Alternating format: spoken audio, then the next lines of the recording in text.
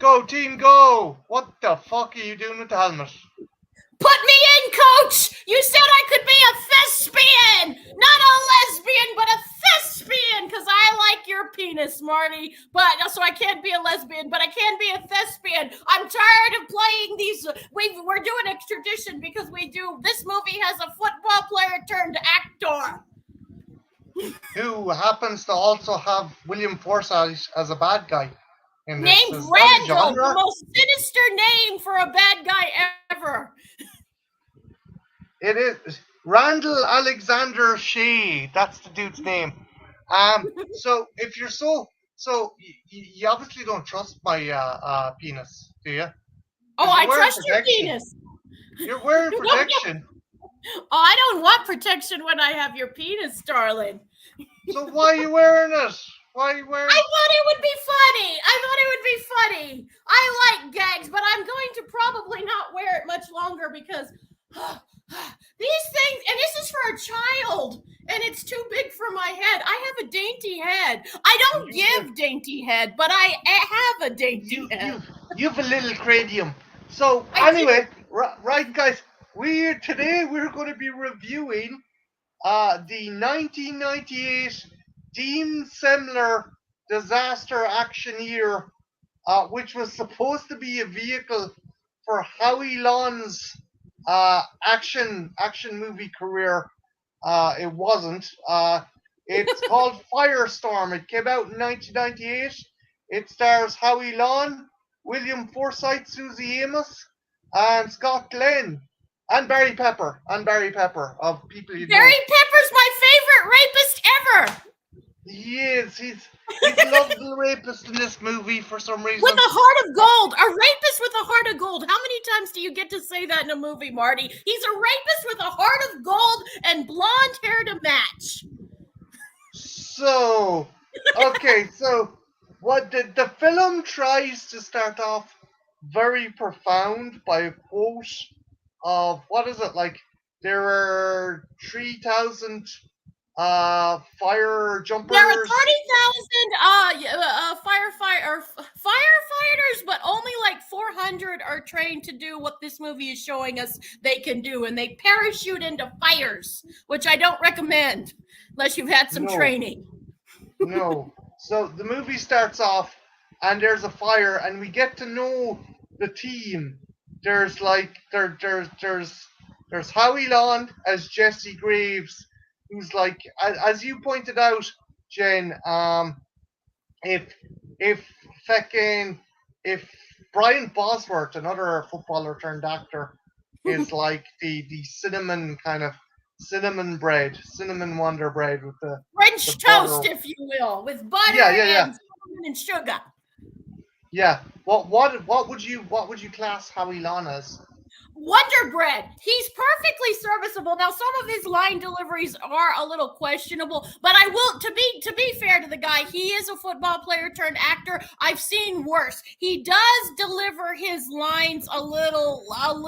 Yeah, there's sometimes when I'm like, we could have done a different take, but for the most part, he's very serviceable in a Wonder Bread kind of way. You know, this very generic, I'm the hero, everybody. Look at my 1,000-watt smile. Yeah, he does look like a fucking action figure personified. Like he does. Either that or a Colgate commercial. Then there's other scenes where he looks like he's fucking luncheon meat. He looks like he's a big fucking slab of luncheon meat plopped up on a human torso. So the movie starts off, and we're introduced to a crew of characters who, like, these guys are all integral to the plot. So we got Jesse, we got Cowboy, we got, I forget her name, Jennifer or something. Token woman to see. We're not sexist. Token woman. And then there's another guy who I was shocked. Like, he's like, is your wife still annoyed that you fire jump? He goes, well, it's either that or go door to door doing what? Delivering lawnmowers? Patio furniture salesman. Patio furniture. And then we've Scott Glenn as their kind of grizzled leader. And they jump into the fire and they go, woo! But the thing is, when they jump out of the plane, right? It doesn't look like they're preparing to fight a fire so much as they're like on vacation in Taha, and they're like fucking taking a plane, to go skydiving or something. It's Yeah, just it's more like it's a vacation kind of reel of people, and they're going. And instead of like this being a very intense scene where we might lose our lives, people's lives are on the line. It's more like they're jumping out of the thing and going wee. yeah, it is. It's like people. There are probably people who have burnt to death in the ground below. Don't enjoy this fucking thing so much, so they all land and they decide to fucking fight the fire.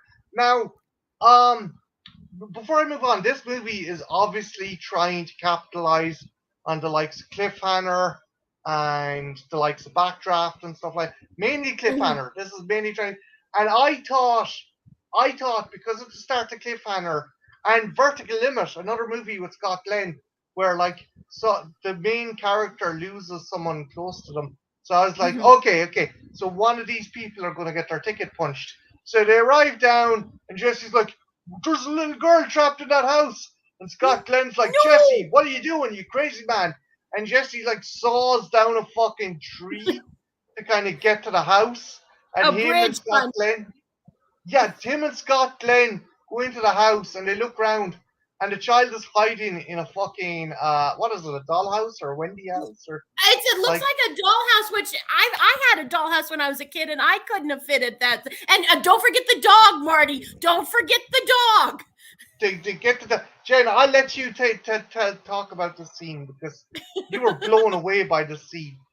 So this and it's a cute little girl with and she's got her dog and she's crying and because men are scary and she's hiding in her dollhouse and they have to get it out. And they get the little girl and then the other dude has the dog in it and I'm like, really, like we're doing this?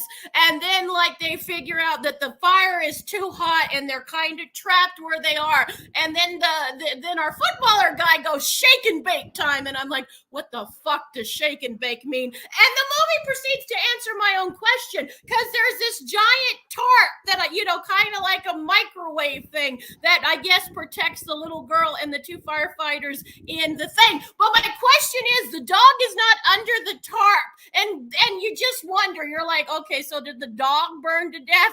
Not exactly. And they have to make it, and they try to make it very like nail biting suspense because like the other crew that's fighting the fire has to make a decision. I only have half a load. Where do I dump? Do I dump where the house is and your firefighter friends are, or do I dump with all you guys? And they have to make kind of this life or death choice, and it's very dramatic. And she picks the all the firefighters and the rest of the family, and then like you think they burned up and died, and then this very dramatic pause of all the smoke, and they come out of it, and the dog does too. Yay! But like again, that kind of like I don't know. Did it kind of it caught me out or it played with my expectations in a good or bad way? Because I was like, okay, when Scott Glenn like had the fucking motorhome or whatever the fuck landed on his legs, I'm like, okay, so Jesse's gonna have to leave Scott Glenn behind to I did save the too. little girl.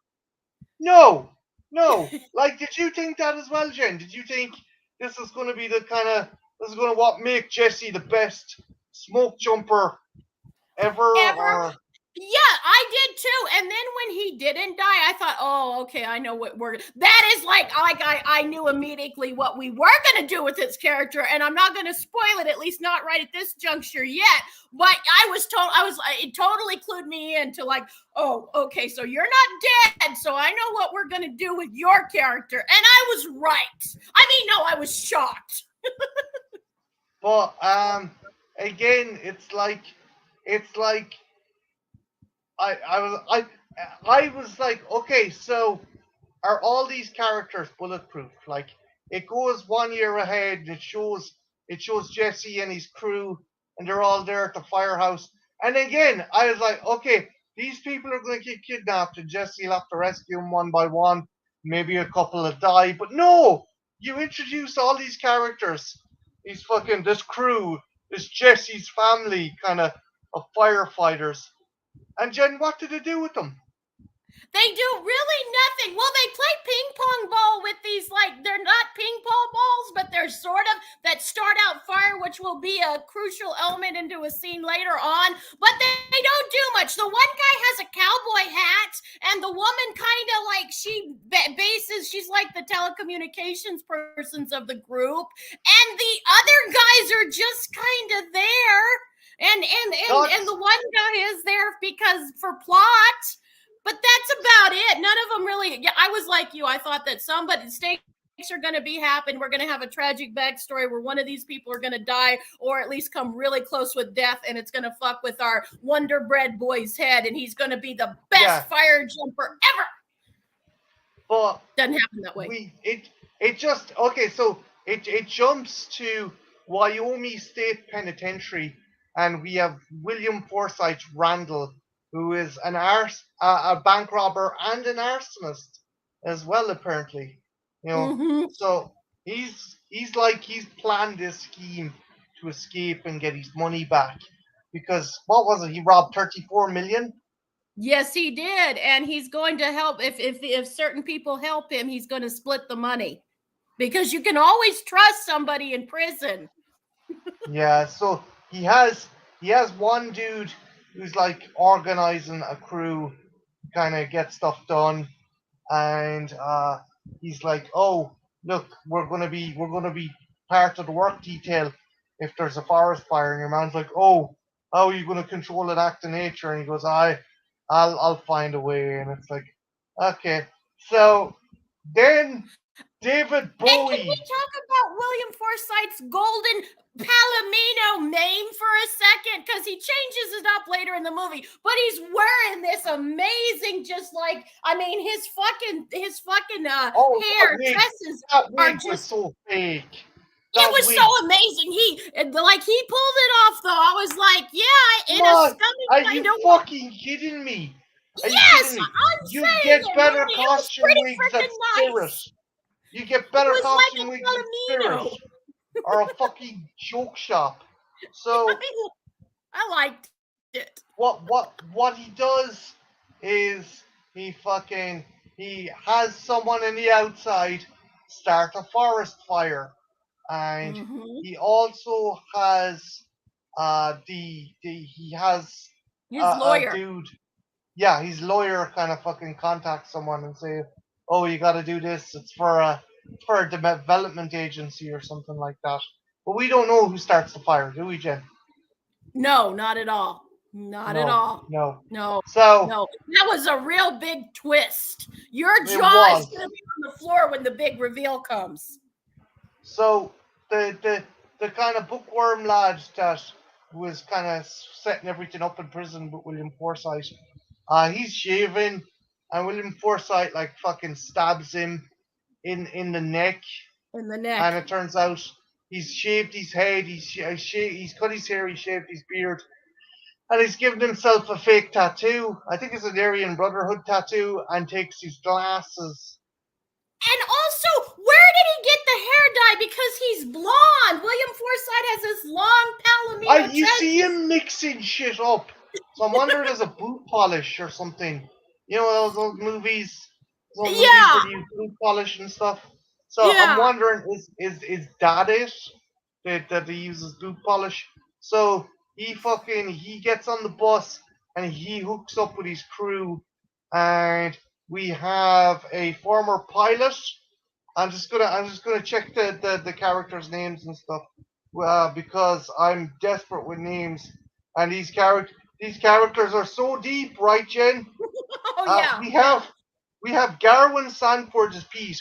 Garwin Sanford, if you're a fan of Stargate, he's Colonel Mayborn, and he was also in the extended version of AVPR. He's in a lot of sci-fi he's in a lot of sci-fi channel movies. We have Barry Pepper, who you might know as the sniper in fucking Saving Private Ryan, and he's also Johnny Boy in Battlefield Earth. He plays Packer. Yeah. and we also have Vladimir Kulich as Karg. Vladimir Kulich is Norwegic Canadian, and he is in Vikings, and he was also in the 13th Warrior, and he's turned up as a lot of things. And they're all his gang, and they're like, oh, so what's the deal? If we help you escape, how much do we get? And they're like, oh, 5 million each. And he's like, yeah, yeah, yeah. What about Mister whatever the fuck? How come he didn't come along? And he says, oh, he decided to get his He's in Crawl, Russell, Yes, but right, he's not in Predator 4. You're thinking of Jake Busey. You're thinking of Jake Busey, Russell. but you are right. He But is that's in it. the with the alligators. He is in Crawl. Yeah, yeah, yeah, yeah. No, good call on that one. I totally forgot that one, Russell. But I digress. So your man fucking Forsyth's like, yeah, fuck it. I'll give you 5 million if you help me escape. So the bus goes off anyway to fight the fire, and Jen, take over. Go on. What? Oh, How oh, does things go down? the things go to get pretty thing, and the thing is like I'm still on William Forsythe in his disguise because he's super blonde, long haired. He cut his hair, made it dark somehow. Even though if it was shoe polish, I don't think it would look as good as it does in the movie. And he puts on glasses, and no one like suspects except the other people who's in on it with him. And I will give this movie one of the things I do like about it. It has a great line when all the other bank robbers are going, all the other prisoners are going, well, what happened to him? And one of them's kind of being like, doesn't quite buy William Forsythe's story because he's like, oh, he went into the infirmary and he's going to get a bigger payoff, yada yada. Well, what did he tell everyone he was sick from? I believe he said he had a pain in the neck, which is funny because he does get stabbed. That kind of like bad pun actually really made me smile. I was like, okay, movie, you're kind of charming me. This is where the movie was charming me a bit. But they're all on the bus and they they go up to where the fire is, and basically they do prisoner things. They cause a distraction, set a little bit more of a fire, and get the guards and get everybody on the bus and chain them up. And this is kind of hardcore, guys, because they're gonna like let the prisoners and all these guards just pretty much get cooked on the bus as the fire gets closer. They've got them all chained up and they leave them there. William Forsythe and his gang of merry prisoners are going to leave them there to cook. And and that's pretty hardcore. And and one of them are rapists. And we discover one of his crew is a rapist. And he just kind of waves and goes by without a second thought. Honest to God, though, if things had gotten hotter on that bus, I think we would have had a prison bus fire orgy. What do you reckon? I would have been okay with this. You know me and orgies, Marty. Yeah, it wouldn't have been a blood orgy now. It would have been a fire orgy. Would you still be okay with that? One. It would have been so hot, Marty. It would have been so hot. Oh, Jesus fucking Christ. Anywho, we looking caught for some hot stuff on the prison bus tonight. Oh, Jesus Christ. For fuck's sake. It does need a Blu-ray. You're right, Russell. It does need a Blu-ray. It does. It does. So we're then introduced to the character Susie Amos, aka Mrs. James Cameron. She's currently married to James Cameron. She's turned up in a lot of action movies. Jen kind of recognized her from a few. Yeah, she kind of plays the same character in a lot of these movies, the same kind of type. And she does it really well. Blonde. I'm not dogging on her. She does it really well. Yeah. But as we were saying, she's an ornithologist and she's like studying birds, and this really pissed you off. We'll get to that later on. Jane was fucking furious. So she's like taking pictures of some fucking cuckoo or woodpecker or whatever the fuck, and it flies off detecting the smoke, and she's like, what the fuck? And she looks up and the forest is on fire, so she fucking packs her shit and leaves. But not and she takes the eggs with her. She does. She takes the eggs with her, right? So anyway, she goes off, and she bumps into the four convicts, and Barry Pepper is very kind of like very interesting. Also, William Forsythe, they're Canadian firemen, right? Yeah, Right. totally a. So and William Forsythe like fucking totally. I don't know was his character watching fucking I don't know fucking Due South Dudley or Do whatever the Right. fuck. Yeah, yeah, the That's fucking Due Canadian. South. He's like, oh, we got lost in the fire, eh? Want to get our butts out of here? And I was like, you that tickled you though, didn't it?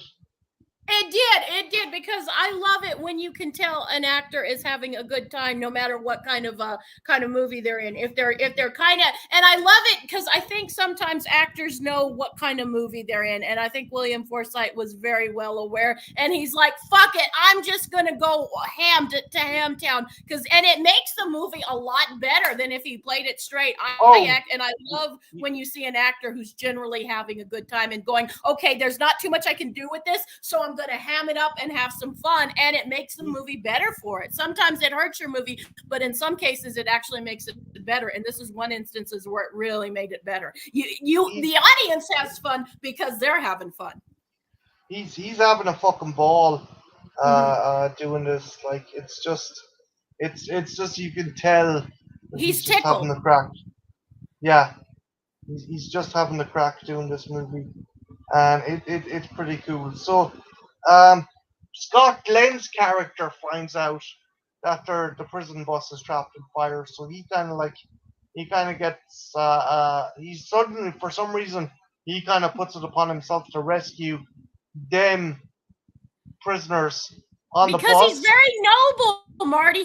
That's the only reason. He's just a very noble character.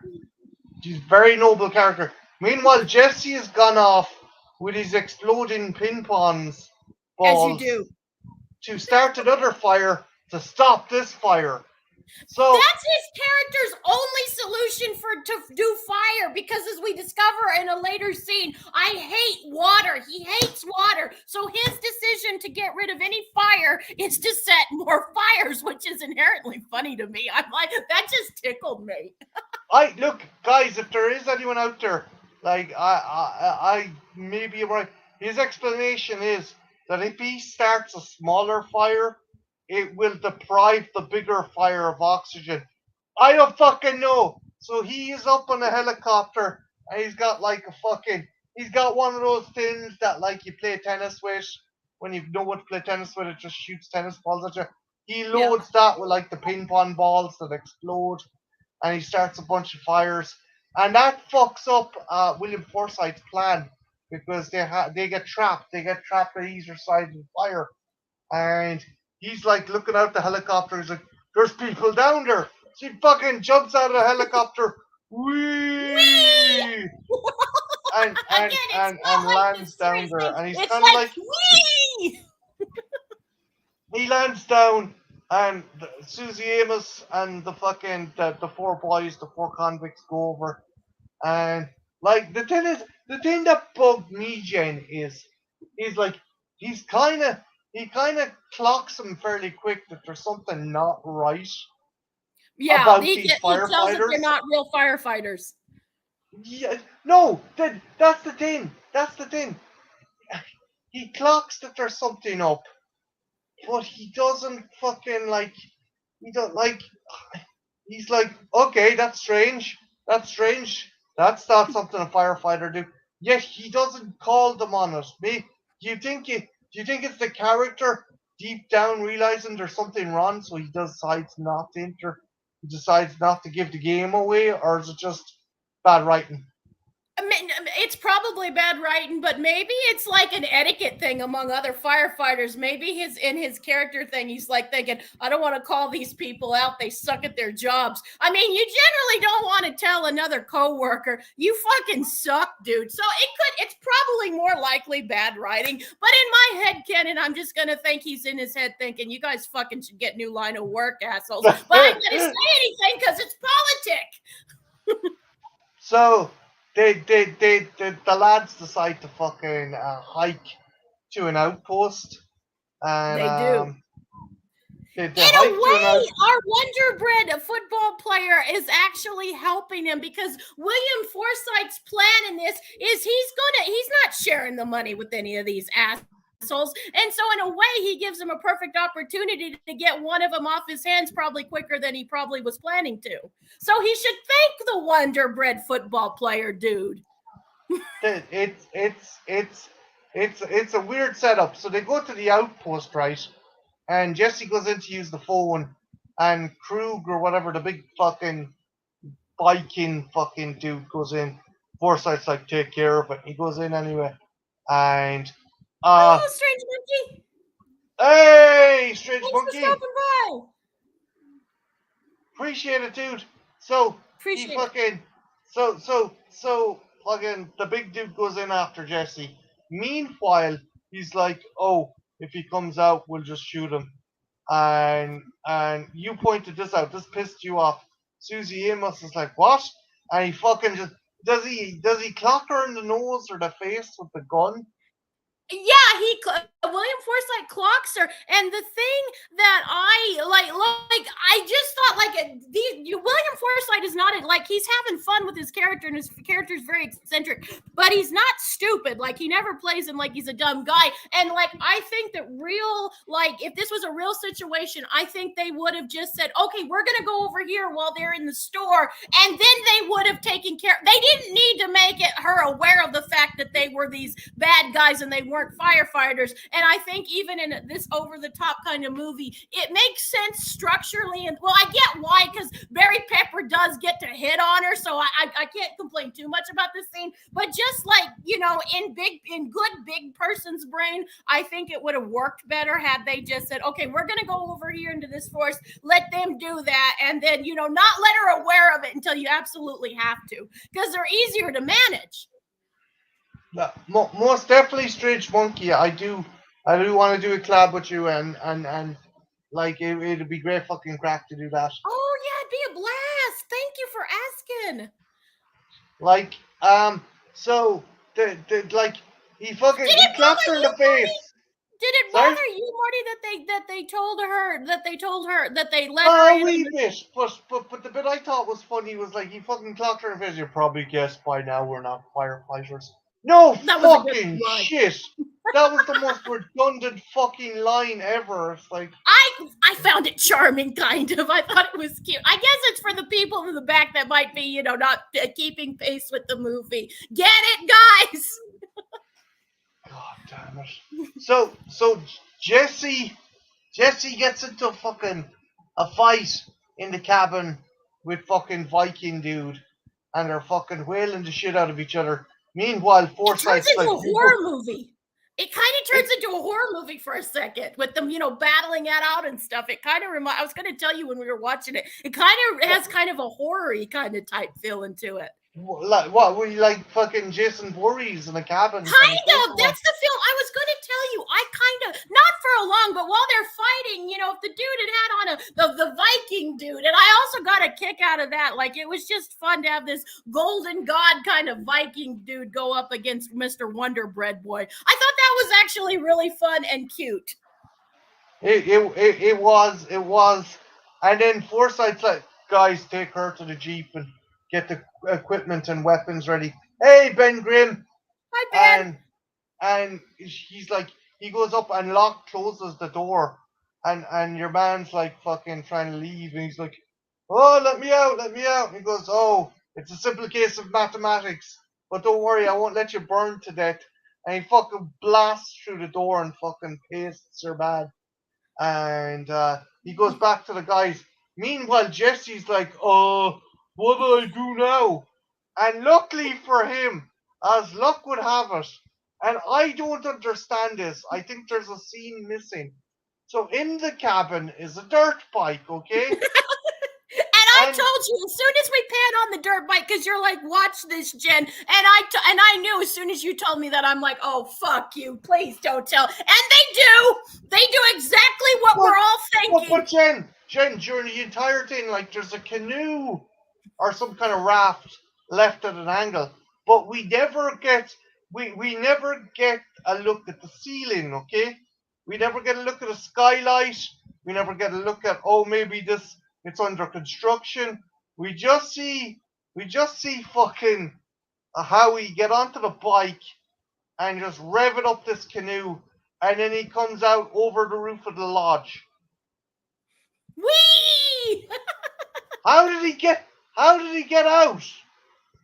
He took his axe, his fire thing axe, and he made a hole in the roof, and while he was holding on to the bike with his legs. Suffice to say, guys, we're never expressly told, oh, that like there's a hole or a fucking vantage pointer. Like, what did you tell me when we were watching Texas Chainsaw Massacre? Don't worry about it, Marty. There's bigger things to worry about with this movie. Oh, Jesus Christ. So anyway, but he somehow fucking rams the bike, or fucking ramps the bike through the roof of the cabin and goes after the lads on the truck. And fucking William Forsythe is making fun of Barry Pepper's character, because Barry Pepper's trying to flirt with your one.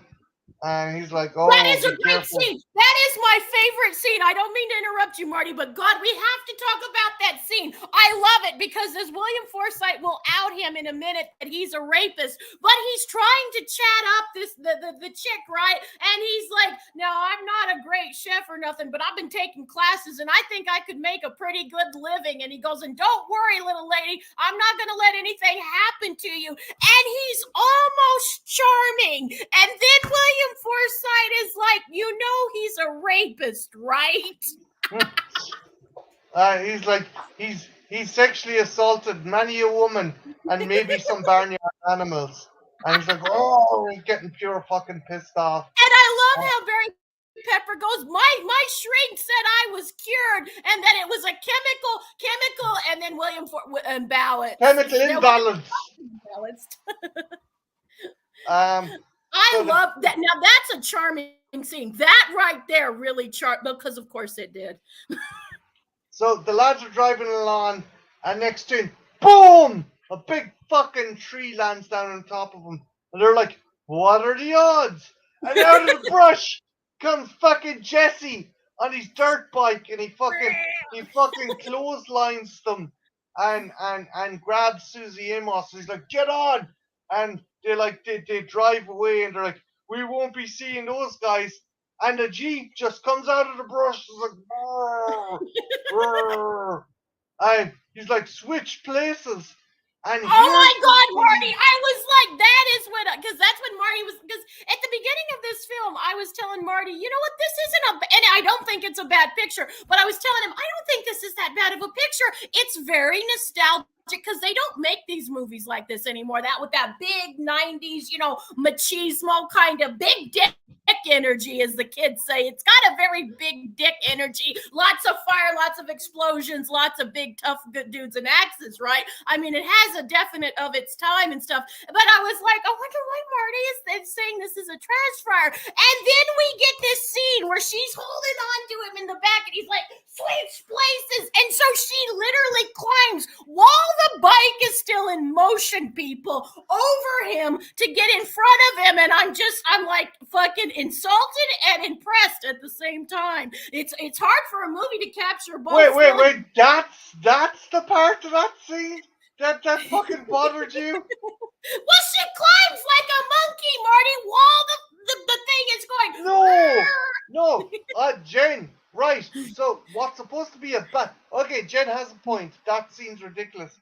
But then it goes all the way to 11, because fucking Jesse whips out this little chainsaw, and like you know in the Terminator where Arnie flip cocks the shotgun. Well, Jesse just fucking has it on the ripcord, fucking throws it downwards like a yo-yo to start it up, and then fucking Captain America is that bastard right through the windshield. Captain America's a fucking legacy fucking shield right through the windshield. But here's the thing. It goes through the windshield, and all the guys are like, oh, Jesus Christ. But when it goes through the windshield, you see there's an actual metal nub protecting the front of the chainsaw that's designed specifically that the chainsaw cannot go forward into anything. You know me, Marty. Anything mechanical just goes over my little feminine brain. I just don't understand. But I understand climbing over somebody as you're riding a moving motorcycle. And no, fuck that, Jen. There's a big wedge of metal on the front of the chainsaw to stop the blade from cutting stuff. Right? I get you, but it's to me, it's more impressive. Like, I'm gonna disagree with you, darling. I'm gonna say it's fucking more impressive. Who the fuck? It's bad enough just to hold on to one of those things. How the fuck do you climb on somebody when it's in motion? I think you're missing the forest for the trees here, darling. Hold on a fucking minute now. Jeez, what Howie Long done was the equivalent of doing a sword fight while his sword is still in the fucking sheet and stabbing someone with the fucking sword while it's still in the sheet. It makes no fucking sense. How did that chainsaw go through that windshield? It's the second time this year where chainsaws have pissed you off in movies. This is the second movie this year where a chainsaw has pissed you the fuck off. Yeah, I like the Evil Dead. I like the fact that look. It just annoys me. So anyway, they escape because Howie Long says drive this way, and they drive off a fucking cliff. Woo! They drive off this point, because you knew it was coming. I hadn't seen it, but you had seen it, and you knew it was coming. And I was like, "Oh fuck you, movie!" Again, so fucking impressed with the sheer audacity. I get it. These kind of movies, you have to kind of take, you poetic license. You get the, factual and based in reality. Fuck off! There's nothing poetic about this movie. But this is where it just goes into bizarre land. Like there's a poetic license, and then there's just get the fuck out of the house kind of license. And but it is glorious at the same time as I'm giving it shit. I have to say it's glorious, and just the way it's shot. And again, you get the feeling of wee as they're going down. Wee. It's a cool looking shot, but it's also like fucking blow me movie. You're like impressed, but you're also a little insulted. That seems to be a theme with these movies. Now come to think of it. So Jesse activates his parachute, and Susie Amos is either holding onto his belt or his dick. His dick! I say it's his dick! It's probably his dick. Probably his dick. And they land in a river, and they're a firefighter. Okay, yeah, they as Jen points out, they should be fucking toothpaste. Their organs should be liquid. But that's not the thing. What pisses me off, and I know it pissed Jen off, is like Susie Amos falls into the river, and Jesse's like, I better go save her. And he's like, God damn it. And what does he utter? A fireman? What's a fireman utter? Jen? You do it, you better. I hate water. What? What?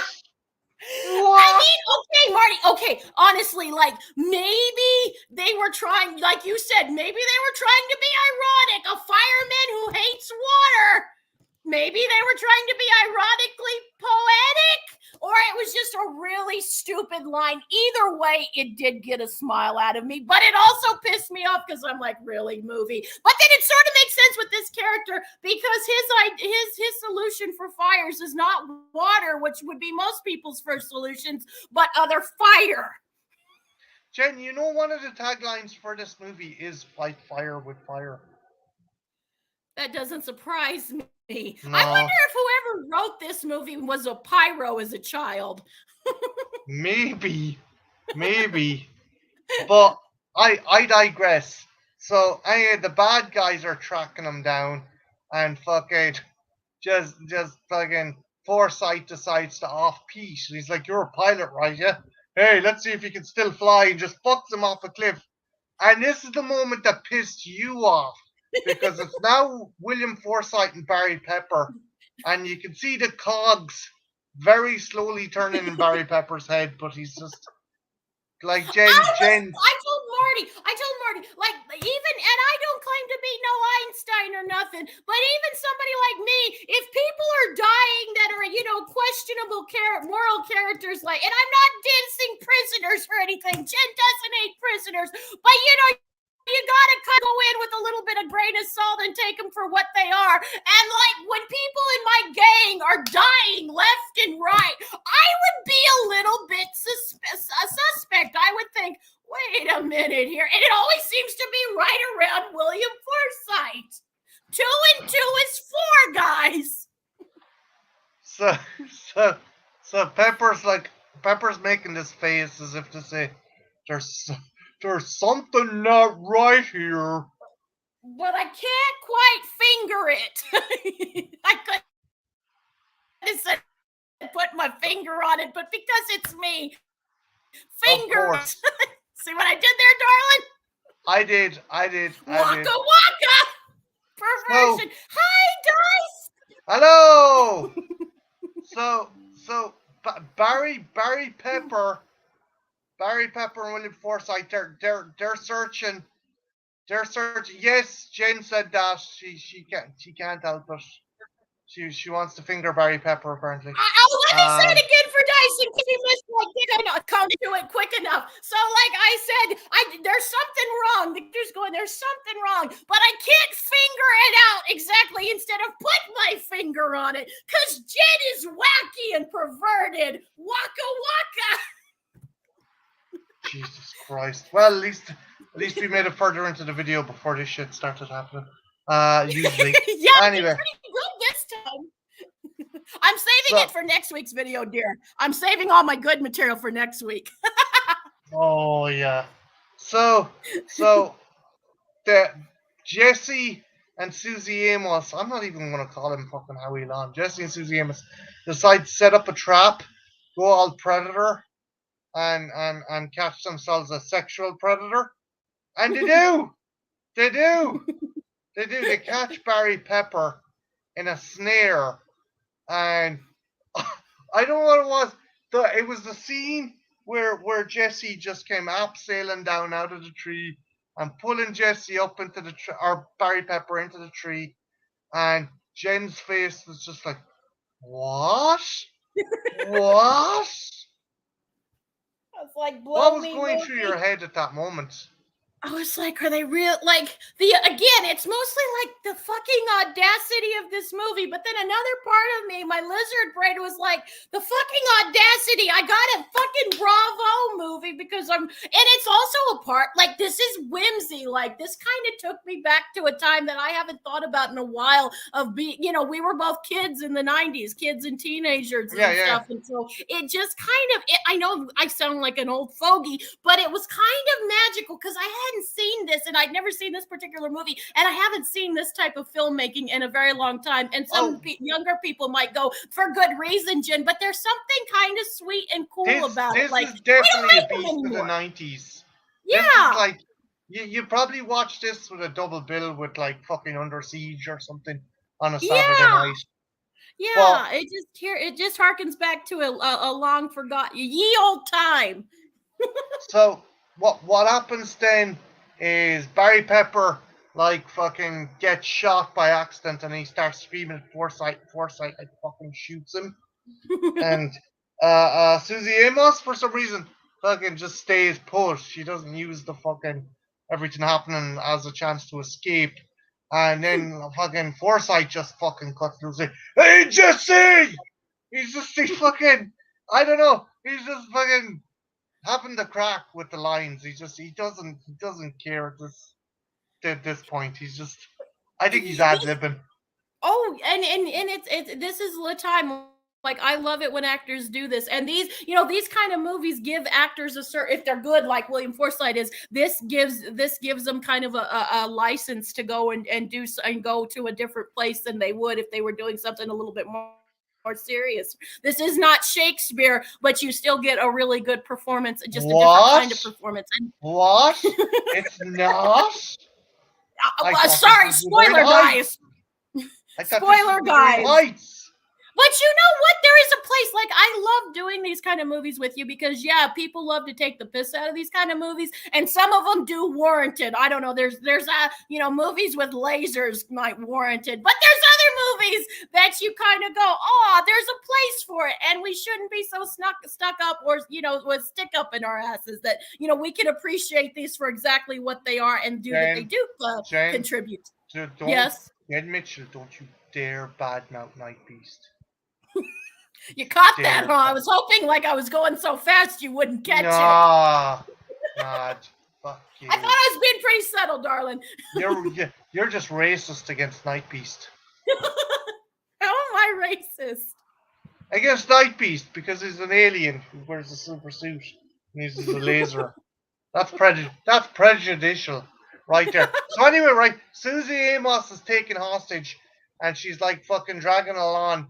And you pointed out something about William Forsythe. He's kind of like his character. He's just like, what's he saying for again?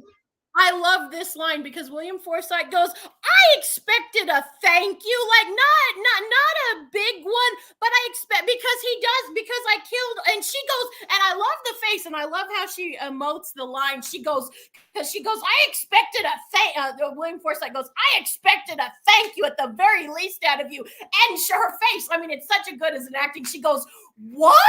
And I killed a rapist for you. And I love it. And that is like, oh my God, that is where the movie charmed me because in a lesser actor's hands, that would have fallen flat. But God damn it, I was charmed. I was like, wow, that line. But William Forsythe delivers it with such conviction. And our actress does too, because she just has this completely like, am I in the fucking Twilight Zone? She generally is going, what? I love it. Both of them are, again, I know I use this metaphor, this example a lot, but I love it. It's like they're playing tennis and both of them are on their A game, and it's just a glorious thing to watch. Oh, I've seen that one as well, Russell. That one's a fun one. It's Add about it to the list. That's one Russell, do you know what? We'll do that at some stage. Jen, that's about a cybernetic werewolf. Oh, goody. Thank you, Russell. Thank you, Russell. Anyway, right? So fucking he said early on in the movie, fucking Howie Long, Jesse figures out that the lads are heading to like this little dock and they're gonna escape in a boat. So he tracks Forsythe down. He's getting ready to ambush him, duke it out. And who turns up but Scott Glenn? Because Scott Glenn feels guilty because oh my God, you mean Scott Glenn was with the prisoners in this the whole time because he needed money because he was in money troubles and he like can't work anymore because, he lost it. Well, he didn't lose his leg in Nam, but that's basically what this movie's doing. He fucked up his leg and can't jump out of planes no more. Oh my God, I was so shocked, Marty. Like, oh my God, really? Like fucking M. Night Shyamalan wishes he could have had this. What a twist! What a twist! So, oh my! And Jesse takes it fairly well. He's like, very nonchalant. You could have come to me. Look at everything that's happened. He goes, I'm sorry, Jesse. It's okay. I'll go first this time. No, you don't, buddy. And fucking the thing is. Scott Glenn's character has the bounce on Forsythe. He's got a revolver. He's just there. And he's like, hey, you! And it's like, you motherfucker, you could have just shot Forsythe in the fucking head. No! But he doesn't. He gets riddled by a shotgun.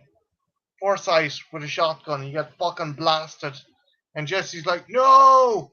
And then I think there's like an explosion on the dock and everyone gets thrown into the water. Yep. And Forsythe's character drags Susie Amos. No, we're not there yet. Drags Susie Amos onto a boat. And he's like, we're going to make an escape. And then like fucking like Viking Aquaman. Fucking Howie Long comes up out of the water and does the biggest Viking throw of his fire axe. This was on the trailer This was on all the trailers of him coming out of the water, just fucking, just getting fucking, just lamping that axe, and it getting embedded into William Forsythe's chest. And they're like, "Oh, cool, he's dead, he's dead, he's dead." And fucking Howie Long, Jesse, whatever the fuck you want to call him, swims over. Mr. And he's like, Wonder "We gotta Bread. survive. We gotta survive the firestorm." And he pulls the boat over him because the fire's burning everything on the surface. At least while they're underwater, under a boat, I guess that's fireproof. I don't know. That's wood. Maybe, it's wet, Jen. It's wet. But guess what? William Forsythe, who just had a fucking fire axe embedded in his chest. I mean, that makes that scene redundant. It's like if you do all these cool kind of karate kicks and kick someone and they don't fall over. What's the fucking point? What's the fucking point, Because right? it's a twist. It's again, it harkens. And in fairness, a lot of these movies, horror movies do it, and the action movies do it, where you think the bad guy's dead, and then no, wait a minute, hold my beer. We're gonna come back one more time, baby. But like that would have been the scene. That would have been the RoboCop scene where like fucking RoboCop shoots Dick Jones out the window. That would have been the cool, badass scene. But no, that isn't the badass kill. And I guess that's why they put it in the trailers, because it isn't actually the final kill. The final kill is fucking. The final kill is fucking. No Jesse head. gets pushed down in the water by Forsythe, and Forsythe's about to kill Susie Amos. And fucking, again, like Aquaman, Jesse fucking swims up and rams fucking William Forsythe's head through the top of the boat, through the bottom of the boat, exposing his head to the firestorm. And it's no head. I loved it. No head, Marty. He has no head, because I was like, that enchanted me right there. I was like, this is stupid, but yeah, I'm here for it. No head, and the graphics are just amazing on it. I mean, fucking bravo, fucking no. I'm not even going to get into the fucking fire physics. So essentially, what happens is, fucking, this fire is so strong and intense, it melts not only Forsythe's skin, his head, his bones, his skull, his brain, his everything just in his cranium is just like fucking. Kind of like the audience's brain. I knew it. Just Benito, just gone. His carcass just falls down. And of course, Susie Amos and fucking, I was about to say Tori Amos. No one breastfeeds a pig in this, so no. Susie Amos and fucking Jesse fucking survive. And it starts raining. Right? Because it always does. It does. And they come out of the water, and Susie Amos checks her little kind of metal lunchbox, and this pissed you the fuck off. Oh my God. So like, remember those birds she was taking pictures of in the beginning, kids? Well, she took the eggs, right? And I must remind you people, she's been underwater. She's been thrown every which way. Those would have been cooked and scrambled 7 times over. And no, the eggs not only are not cooked and scrambled, but too little bit, not even, you would, and again, call bullshit. Like, okay, maybe in Bizarro World I could accept one, but both of them, and they're just tweet, and I was like, oh, fuck you, movie. There's no way these little bastards would still be alive. And I get it. I should have known, because again, harken back to at the beginning of the movie with the goddamn dog is like, even though he was in the fire, somehow he comes out and is shaking and he's all good. And like, don't think Jen is an animal hater or anything. I mean, I'm glad they survived, but I mean, it takes a special kind of stupid to accept that them birds were not fucking cooked and scrambled and serving them on toast. See, I thought that she was going to open them up and, serve them on toast, but no, they're just tweet. And Jesse's like, they're ugly little critters, aren't they? Yeah, fucking way to go, Howie Long. Your fucking acting chops are really at display here. He was, as you said, as we had a conversation earlier, he's perfectly adequate, Marty. He is. He's adequate. He's an adequate chap. Still think Brian Brosworth's way better. I get he brings a certain kind of macho machismo where definitely this one plays it very well. You know, a Colgate commercial toothpaste Wonder Bread. There's really no flavor. He's serviceable. Like I said, I've seen some football players try to act that have done way worse. He manages to handle himself well, but he just doesn't bring any particular flavor. It's just there's nothing. It's just like eating Wonder Bread. Not much flavor. Where I get where you're coming from with that. But for a football player turned actor, yeah, he could have been a lot worse. He didn't do too bad. And then, of course, being next to William Forsythe, just get out of the way and hold his beer. It's like my shadow. What's the shadow that's fucking fallen over me? Oh, it's William Forsythe. Yeah. And the rapist. And don't forget Barry Pepper. Because that rapist with the heart of gold. Oh, my God. I fucking love that rapist. And that's not something you get to say very often. Bye monetization. Anyway. You say that in every trash fire we do. Yeah. Well, yeah, is it a trash fire? Yeah. Okay, it's a good trash fire. It's one of those trash fires that sneaks up on you, because about halfway I was kind of wondering, why did Marty pick this? I mean, it's very much of its time, but there's nothing trash fire. And then we hit a certain point, and then I'm like, oh, I see why Marty picked this as a trash fire. It is a fun trash fire. And I'm surprised I had never heard about this film until you mentioned it to me. And I don't think it is a trash fire, but it's a fun trash fire.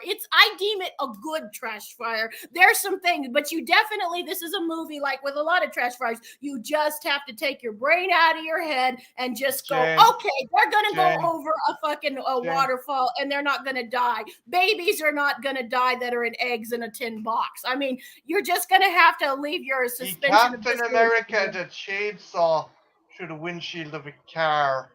That bothered you. There's a guard on the front of the chainsaw to stop the bleed. Oh. That bothered you. No, it is a trash fire, but I deem it a good trash fire. And if you guys, I think most of our, a couple of people in our audience said they haven't seen it. Ben Grimm said he hasn't seen it yet.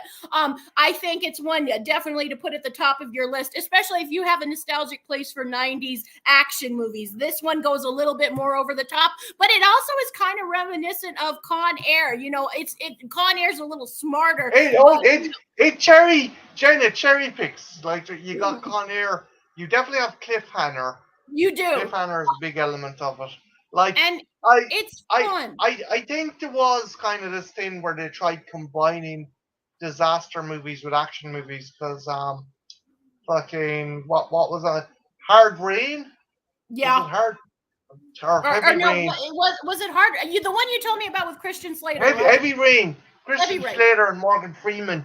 There's a bank heist during a flood. It was kind of like that, and I can see that being a genre, like, because disaster movies were big. Because Ronald Emmerich disaster movies were big in the 90s. We had things like Twister and all of that, Volcano. Yeah.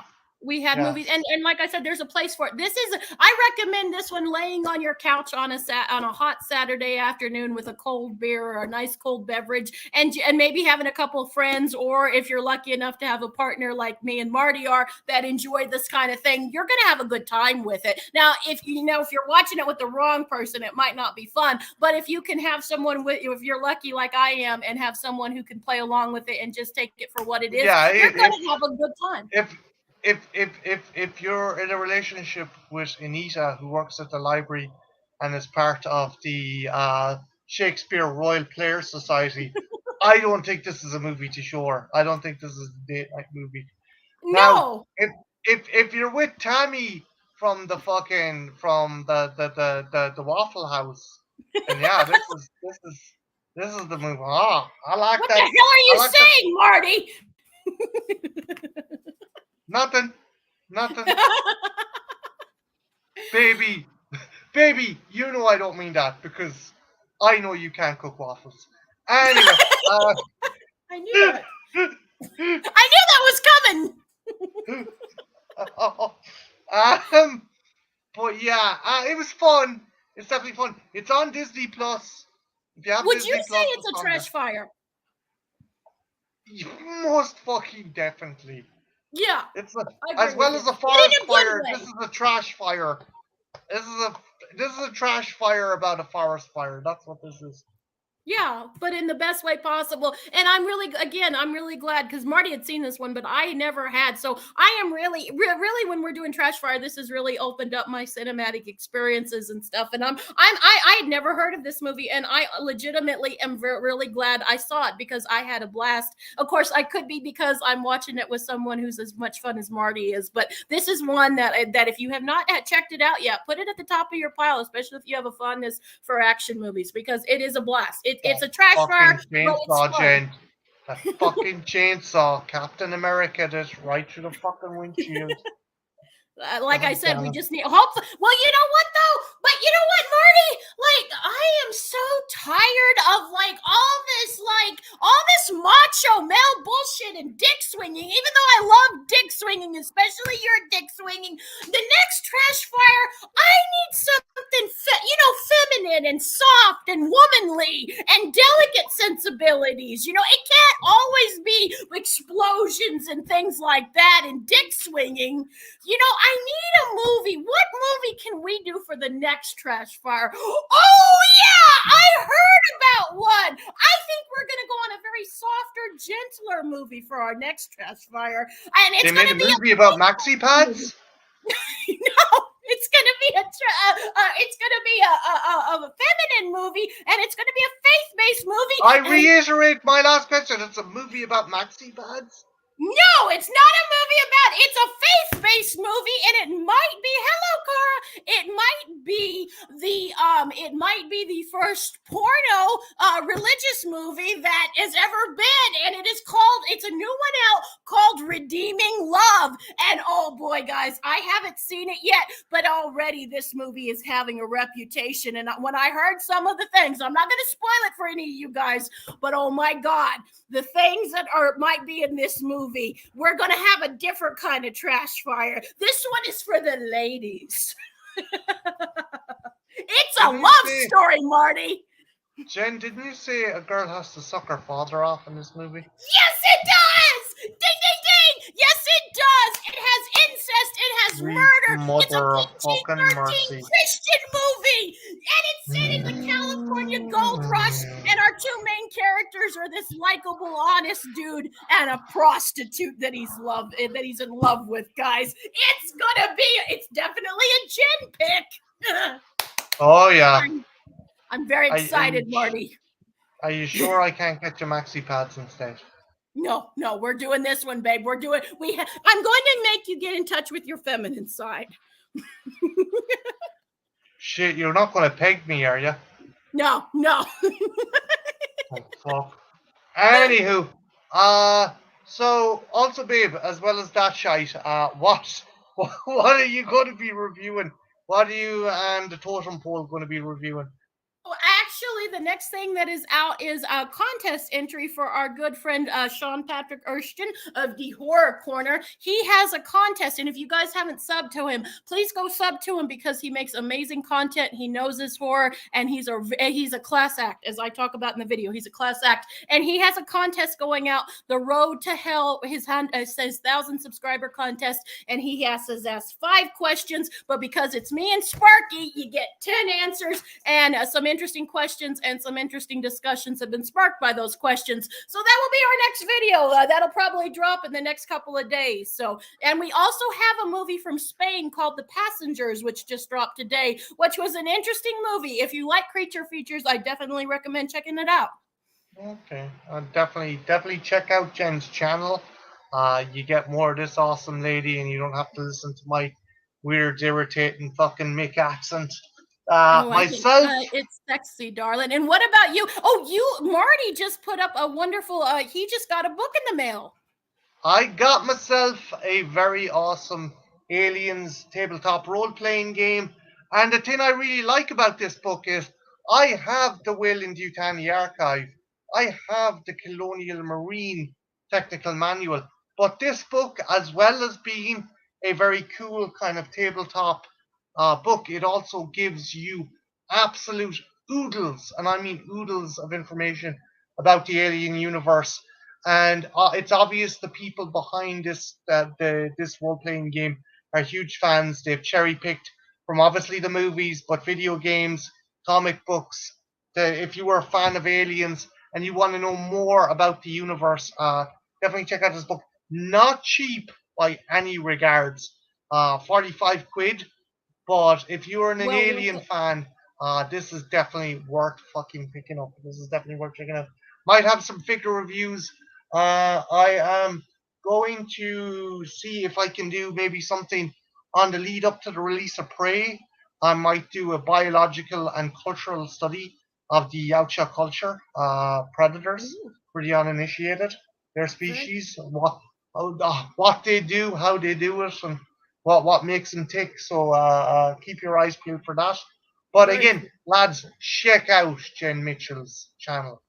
Not Check only out is she her absolutely trash figure. adorable and sweet, and yes, she has about like a sailor. She is an absolute fucking absolute angel, and you need to check out her stuff. And Um, her son Christian. Christian's a legend. And Jake does some fantastic stuff. So check out Jen's channel. And with that, guys, I'm gonna go. But before I go, actually, Jesus Christ, I'm always doing this. I want to thank Russell Dorsey, legend. I don't know you, chap, but I think I recently subscribed to you. Maybe I'm wrong. But Russell, thanks a million for stopping in. Big and thanks it's to The Cara. Passengers, and it is new. It is new, Russell. It is new. It's called The Passenger, and it is new. It just came out this year.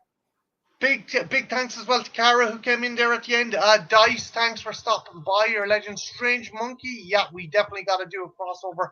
And anyone and everyone else who was in the Ben chat, Grimm. even though Ben Grimm, yes, Jesus Christ, if I had brains, I'd be dangerous.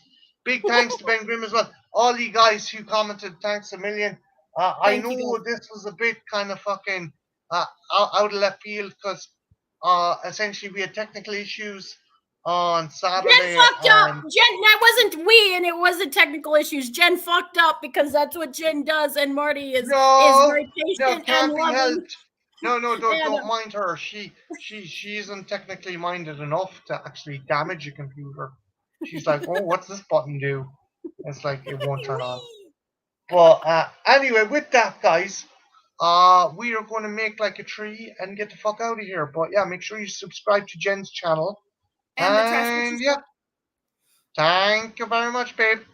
thank you guys, and thank everyone out there for watching us. And this is always a blast. This is always a blast. This is just an excuse for me and Marty to play, so you guys just get to watch all of our stuff. And it's like you guys are in a porno in a jacket watching us, right, babe?